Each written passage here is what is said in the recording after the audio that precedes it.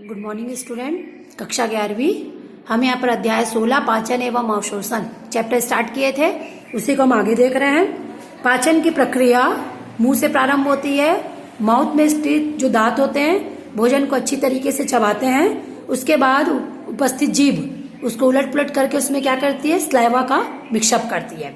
यहाँ पर 3 जोड़ी ग्लैंड पाए जाते हैं जिसे पैरोटिड ग्लैंड कहते हैं, जो कि सब मैक्सिलरी और जीभ के नीचे एक एक जोड़ी में स्थित होती है। इनका काम होता है, ये लार को क्या करते हैं, भोजन में अच्छी तरीके से मिक्स करने का काम करते हैं। मुंह जो है वो आगे जाकर के बक्कल कैविटी में खुलता है।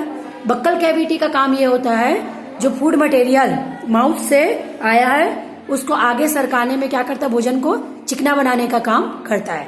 इस तरीके से मुंह से आया हुआ भोजन अच्छे से पिसा हुआ लार मिक्सिंग भोजन कहाँ पहुंच जाता है, बक्कल कैविटी से होते हुए फेरिंग्स में पहुंच जाता है और फेरिंग्स से होते हुए ये इसोफेगस और इसोफेगस से फिर स्टमक में पहुंचता है। स्टमक के भी 3 हिस्से होते हैं। सबसे प्रारंभिक वाला हिस्सा फंडिक कहलाता है, उसके बाद कार्डियक है और तीसरा हिस्सा इसका पाइलोरिक कहलाता है।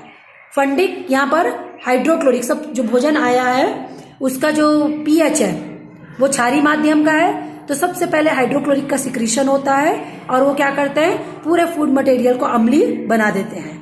तो इसका पहला हिस्सा फंडिक जिसका कि पीएच 2 होता है, ये क्या करता है, भोज्य पदार्थ को अम्लीय बनाता है। उसके बाद इसका दूसरा हिस्सा कार्डियक कहलाता है, जिसमें असली भोजन की पचने की प्रक्रिया संपन्न होती है। यहाँ पर रेनिन नामक एंजाइम पाया जाता है। ये क्या करते हैं, दूध को कैसीन जो उसमें एक मटेरियल होता है उसमें करके ये दूध को पूरे के पूरा जमाने का काम ये कैसीन में कन्वर्ट कर देते हैं, जिससे कि अब दूध का पाचन हो सकता है। तो दूध के लिए रेनिन सबसे आवश्यक है। यदि दूध को पचाना है तो रेनिन एंजाइम जरूरी होता है। उसके बाद इसका तीसरा हिस्सा होता है पाइलरिक।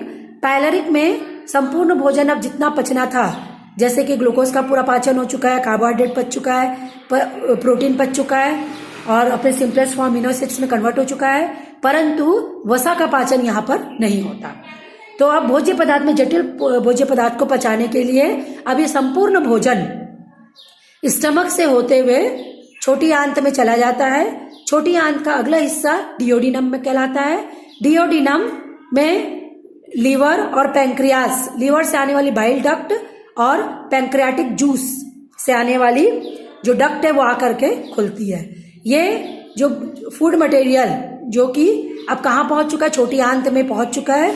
छोटी आंत का पहला हिस्सा डियोडिनम में फूड मटेरियल जो पहुंचा है, यहाँ पर क्या किया जाएगा, इस भोज्य पदार्थ में जितना भी लाइपेज है, वसा है, उसको अच्छी तरीके से पचाया जाएगा और उसको सिंपलेस्ट फॉर्म में कन्वर्ट किया जाएगा। इस तरीके से जो पचा हुआ भोजन है अब वो छोटी आंत से होता हुआ छोटी आंत के दूसरा हिस्सा इलियम में पहुंच जाता है।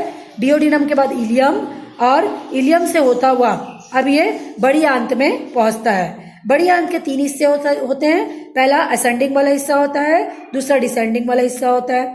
असेंडिंग वाले हिस्से में कॉलन होता है, उसके बाद ट्रांसवर्स कॉलन होता है, डियोडिनम कॉलन होता है, ज्वानिन होता है, इलियम होता है। इसका सबसे हिस्सा पिछले वाला रेक्टम कहलाता है और रेक्टम अंत में इसके एनस में जाकर के खुलता है। तो जो भोज्य पदार्थ है वो छोटी आंत से होता हुआ, छोटी आंत में जो पिछला हिस्सा इलियम, उसमें विली पाए जाते हैं। विली फिंगर लाइक प्रोजेक्शन होते हैं, उंगली के समान होते हैं। इनका काम ये होता है, यह अवशोषण के क्षेत्र को बढ़ाते हैं।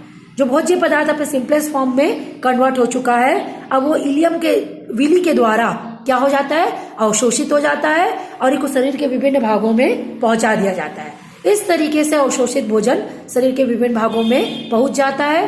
परंतु जो भोजन नहीं पचा है वह बड़ी आंत में पहुंच जाता है। बड़ी आंत के ऊपरी हिस्से से होते हुए, इलियम से होते हुए जियोजिनम, इलियम और रेक्टम एनस के थ्रू इसको शरीर से बाहर कर दिया जाता है।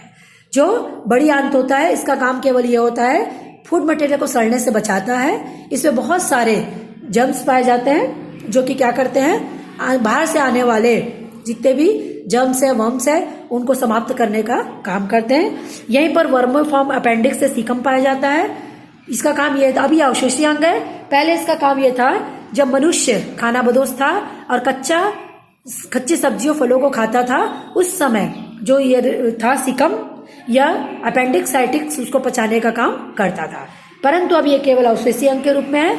जब कभी इसमें दर्द होता है तो इसको ऑपरेट करके निकालना पड़ता है।